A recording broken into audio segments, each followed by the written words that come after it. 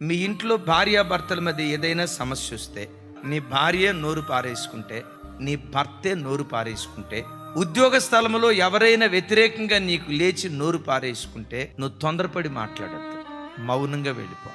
నీ మౌనమే నీకు విజయాన్ని ప్రసాదిస్తుంది. చాలా సందర్భాల్లో మనం ఏం చేస్తామో తెలుసా? ఆయన అంటే నేనెందుకు మౌనంగా ఉండాలి, నువ్వు ఒక ఆకు చదివితే నేను 10 ఆకులు చదువుతానని ఆ మాటకు ప్రతి మాట మాట్లాడటాన్ని బట్టి సంసారాలు విచ్ఛిన్నమైపోతున్నాయి, బ్రతుకులు శూన్యంగా మిగిలిపోతున్నాయి. మాటలతో సాధించలేనిది మౌనంతో నువ్వు సాధించగలుగుతావు.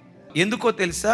నీవు మౌనం అయితే నీ దేవుడు మౌనంగా ఉండడు. నా కుటుంబంలో ఈ సమస్య ఉంది, నా ఉద్యోగంలో ఈ సమస్య ఉంది, నా సంఘంలో ఈ సమస్య ఉంది, నా వేద్యాన్ని నీకు అప్పగిస్తున్నానని నీ వేద్యాన్ని దేవునికి అప్పగిస్తే శత్రు శాసమే మిగల్చకుండా, ఒక్క విరోధి కూడా లేకుండా అనుకూలుగా దేవుడు నీ కొరకు మార్చటం ప్రారంభిస్తాడు.